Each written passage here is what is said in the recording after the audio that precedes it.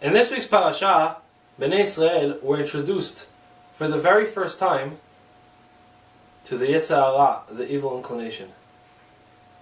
The Torah says, "Vayakom melech hadash al Mitzrayim asher lo yada et Yosef," and a new king arose on Mitzrayim that did not recognize Yosef.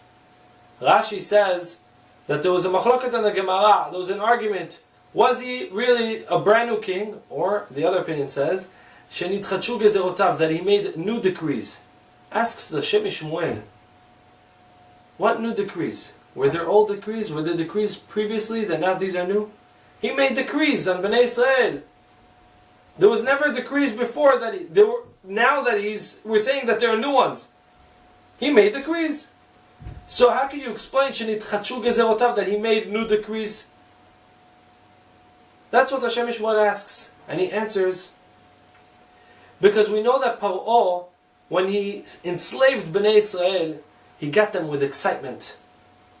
And he said, the way you worked with excitement and you were able to make a certain amount of bricks, now match that same excitement tomorrow, next month, in 3 years from now. And you need to make the same quota. You made 100 bricks, you have to have 100 bricks today too. It's hard. It's not exciting anymore. Shenitchatshu gezerotav. Every day they were like brand new. If we may, once we borrow this idea, let's look at the pasuk. Vayakom melech hadash al Mitzrayim is referring to the yetzer hara. Shlomo Melech says, who is the yetzer hara? Melech zaken uksil. He's an old but foolish king. The yetzer hara, the evil inclination, is a king. He rules us. We almost always listen to him, unfortunately. Vayakom melech hadash is a brand new king. And he has nitchatshu gezerotav. How does the yetzer hara work? Every day he gets us excited about something else. Today this thing came out. Tomorrow the next thing comes out. And the next day it's this thing. And every single day we're excited about something new. But he gets us distracted from learning Torah, from doing mitzvot, from going to tefillot or having tefillah b'kavanah. What's the way to fight that? The way to fight that is by having the Torah and mitzvot exciting. The Torah says, Hayom hazeh Hashem Elohecha metzavecha. Rashi writes in Parashat Kitavo, Rashi says, what do you mean Hashem today is commanding you? The Torah was given already in Har Sinai. Rashi says, B'chol yom vayom yiyuk be'enecha kechadashim, kilu bo bayom nitztavit aleim. The mitzvot, every single day, a person should, when he wakes up, he should be excited to do the mitzvot, just like as if it was today it was given to us. That's the way to fight the excitement of the yetzer hara. Match his excitement with the excitement of the Torah. The Rambam writes that PHAROAH is really the yetzer hara. He writes in a igeret, in a letter he wrote to his son. He says, Da beni, you should know, my son, ki yetzer hara, ki PHAROAH hu yetzer hara be'emet, because PHAROAH is really the yetzer hara. Let's look. Every single day he wanted Bnei Israel to match their intensity. That's exactly the way the yetzer hara works. Every single day you have to come in with a new excitement, with something new. Can't keep it on the same old as before, because then we're going to say it's old. We're going to say we're going to forget about it and we're going to study Torah. So the yetzer hara doesn't want that. He makes up brand new things. Let's look further. The Torah says, "Vayavidu Mitzrayim et Bnei Israel befarech," and the Mitzrayim worked. They enslaved Bnei Israel in crushing labor. Befarech. The Torah says, "Vaymareru et chayehem ba'avoda kasha." It's the next pasuk. And they embittered their lives with hard work, bechomer uvilvenim, with cement and with bricks, bechol avoda basadeh, with all the different types of work in the field, bechol avodatam, and anything that the Mitzrayim wanted them to do, they had to do. Asher avedu b'hem befarech, they worked them in crushing labor. The question is, it's redundant. You already said that it was befarech, it was hard work. What was the first befarech, the Midrash says? Befarech, the first time, was Vayavidu Mitzrayim et Bnei Israel beferach. The way they got them to work was with a soft mouth, with sweet talking them. What did Parah do? Parah said, let me work together with you. We're building a new city for the entire Jewish nation because you're multiplying so much. We'll build you buildings, skyscrapers. Let's build a city. Parah said, and I'm going to work together with you, and all the Mitzrayim are going to work together with us, until they slowly pulled out.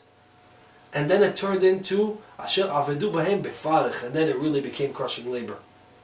In the beginning, he sweet-talked them. How do we fight that? Shevet Levi. Shevet Levi said, no, listen, we are designated to learn Torah. We don't do work. Parah heard that, and he said, okay, and he let them go. They didn't fall for it, Shevet Levi. They saw ahead. They saw what Parah was trying to do, and they said, no. We study Torah. We don't get excited. But that's the same way the yetzer works. Every day he says, look, it's not so bad. It's nice, it's exciting. Everybody else is doing it. And that's how he gets us. And then when everybody else slowly does teshuvah, or all those people are gone, we're left on our own. In slavery. We're enslaved to the avodah, to the yetzer hara. We're stuck. We can't get out. It's hard to. We have to try climbing out. Then he tells the miyaledot, the midwives. Parah continues, and we see that every single thing that Parah does, he's resembling the yetzer hara. We see the yetzer hara, the evil inclination, it's exactly the way the yetzer hara works. He tells the midwives, "U'iten al ovnaim," and you should see right when the baby is born. If his face is down, it's a boy. If it's face up, it's a girl. If it's face down, kill it. V'amiten oto v'imbati v'chaya. Let the girl live. Kill the boys, but kill it right before its actually head comes out. Before they hear crying, you'll see. Test to see if it's a boy. It's a boy. Kill it. Now the mother is going to say, "Oh, the baby died." We say, "Listen, he was born already before. It was dead before." Lie to the mother. She will never know.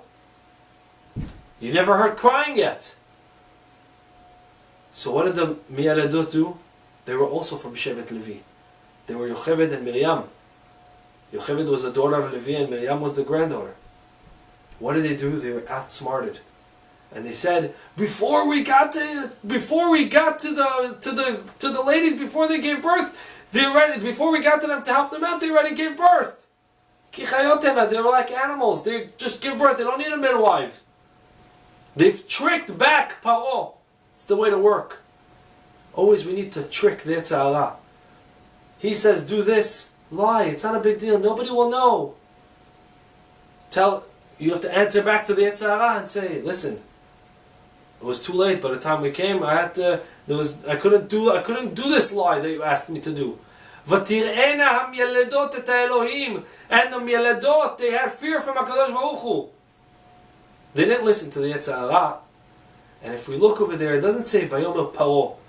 Parah told the midwives. It always says Melech Mitzrayim. The king of Mitzrayim, who was he? The yetzer hara. It's always referring to the yetzer hara. Melech Zaken Uchsil, this old but foolish king. Later on, Bnei Israel, it says Vayamot Melech Mitzrayim, and the king of Mitzrayim died. And it says Vayanchu Bnei Israel min avodah. And Bnei Israel sighed, and then they cried to HaKadosh Baruch Hu. Why did they wait till the king of Mitzrayim dies? Till he had tzaraat? Why didn't they cry right away when they're in labor? And their answer is because they were distracted. The yetzer hara, when he has us distracted, we can't focus, we lose focus. We forget where we are. We forget that right now we're supposed to really be crying to HaKadosh Baruch Hu, but we're lost focus. And as long as we are lost focus, the yetzer hara has control over us. We forget that there's HaKadosh Baruch Hu listening and waiting for our cries. Bnei Israel, what happened was, Parah had them working so hard that only when he died, when he had tzaraat, and he The pressure was released a little bit. Bnei Israel vayanchu. Now all of a sudden they were able to breathe for a second, and then they realized where they were. They were able to sigh and cry out to HaKadosh Baruch Hu. And that's why when Moshe Rabbeinu, when he came from Midian, he came to start speaking with Parah and said, "Let the Jewish nation go and serve HaKadosh Baruch Hu." What did Parah say? He told his officers, "Tichbada avodah." Let the work get even stronger, more difficult. Why? Who cares if it gets more difficult? Because they shouldn't have time to think about lies. He was calling serving HaKadosh Baruch Hu in the desert lies. But what did he want? He wanted them not to be able to think. To be so busy. That's the yetzer. That's the way it works. That's exactly, he wants us to be busy. Every single day it should be busier and busier. What do we have to see? How do we beat that? Through hitbonenut, through paying attention. Before we do something, let's pay attention. What is it that we're about to do? Is it a mitzvah? Is it an avera? If a person will take a second to pay attention what's going on, he will be able to see if it's an act that the yetzer wants him to do, or if it's a mitzvah, something that Kadosh Baruch Hu asks. Itbonenut. We see in this parasha, or this week's parasha, how did HaKadosh Baruch Hu pick Moshe Rabbeinu to be the leader of Klal Yisrael? It says, Vayar kisar lirot. Because Moshe Rabbeinu, when he saw the burning bush, Moshe Rabbeinu stopped and he paid attention to see what's going on. Kisar lirot. Hashem saw that he pays attention. He doesn't just walk, he stops to see what things are. And then HaKadosh Baruch Hu said, "Come, I want to speak with you." A person has to try to pay attention as much as possible. If we look at every single action in this week's parasha that PHAROAH did, we will be able to apply it to the way the yetzer tries to trick us throughout the entire parasha. Because PHAROAH himself, like the Rambam writes, was the yetzer himself. This week's question of the week, we asked, if a person were to damage using one of the Shemot HaKodesh. In this week's parasha, Moshe Rabbeinu killed the Mitzri. Vayach et HaMitzri. He struck him. And then, one of the Jewish people, the Tanan Aviram, they were fighting, and he told Moshe, Haleorgeni ata omer, are you want to say to kill me? Are you saying? Rashi explains, what do you mean saying? Haleorgeni ata omer. Do you want to kill me by saying? Rashi says, because the last time when he killed the Mitzri, he used one of Hashem's names, and that killed the Mitzri. So one of the Tano Aviram, when he approached Moshe, he says, "You want to use Hashem's name on me again? Try to kill me?" We see that a person can use the Shemot HaKodesh in order to kill, like Moshe Rabbeinu did. In Shut Halachot Ketanot, in Chelek Bet Siman Tzadichet, he was asked, if a person did this, would he be chayav? How about if a person damaged? So he says that usually you need action. And he says the akimat sefatayim, the lips, when they're moving to say the name of Hashem, is considered enough of an action, and it's considered enough of a maaseh to link it to the person who did it. He says dumiyad dememar, just like in the Beit HaMikdash, when they used to bring a koban. If the kohen would take this koban, and he would say, instead of olah, he would say this is shelamim. He would say it's a different one. He immediately ruined this koban. And he would owe the owner a new animal. Because he said, his mouth immediately destroyed it. The akimat sefatayim, the lips, when they move, is considered an action. And since it's directed to your lips, to the words that came out of your mouth, something happened, immediately we link it to you and you're chayav to pay. Therefore, the Shut Halachot Ketanot says, if somebody were to use one of Hashem's names, he would be chayav. Last week, we discussed if somebody would damage to Ayin Hara. And we compared it to if somebody would damage to magic or Shemot HaKodesh. And we said that the Chidah in Sefer Devash Lepi, in Ma'arechet Mem, in the letter Mem, Ot Hei, he speaks over there about Moshe Rabbeinu when he killed the Mitzri. And he goes on to say that if somebody would truly use Hashem's name and kill, or use kishuf, magic, witchcraft, and he would kill with it, he says he's going to be chayav. Why? He brings down this halachot ketanot, and he agrees with him, but he explains further. He says that since HaKadosh Baruch Hu put it into the creation to be able to do this, he says, Lo tzarich haskamat shamayim. It does not need HaKadosh Baruch Hu to agree with it, that it should happen, because HaKadosh Baruch Hu said that if you do this, this is going to work. If you say, use one of Hashem's names that is capable of killing, and use it properly, and you know how to use it, it's going to work, just like witchcraft. And we said that Ein Hara, though, if somebody does Ein Hara, we know that it needs Askamat Shamayim. Shamayim has to agree. Because the person who we're trying to use Ein Hara and inflict damage on him, that person may be protected from Ein Hara because he guards his eyes, because he is from the children of Yosef HaTzadik that doesn't have Ein Hara. So we see that there's protection for Ein Hara. Therefore, we see that needs Askamat Shamayim. By using the Shemot HaKodesh, it's part of the creation. It's like using witchcraft. This is a Shem Kodesh, and this is Tum'ah. But it works the same way. It does not need Askamat Shamayim. Therefore, the Chidah writes that we're going to, Akimat Sefatayim, that is enough. The lips moving is enough of an action to say that when a person says Hashem, Hashem, and damaged or killed, we're going to link it to his action of the lips moving, and he's going to be chayav. Also, in Shut Yehuda Ya'aleh Asad, in Chelek Or HaChaim, Siman Kuf Tzaditet, he was asked about a similar question, and he says that if a person were to use his mouth and say Hashem Kadosh, he's going to be responsible, and he brings a proof from this week's parasha, because it says Vayach et ha-Mitzri, that Moshe Rabbeinu struck the Mitzri. But we know that it was really Shem Kodesh. How could you use the word Vayach et ha-Mitzri? He struck. Words don't strike. So he says, Elama, must be that even though he used Shem Kodesh, Moshe Rabbeinu used a name of HaKadosh Baruch Hu to kill the Mitzri, to kill that Egyptian, it's considered striking.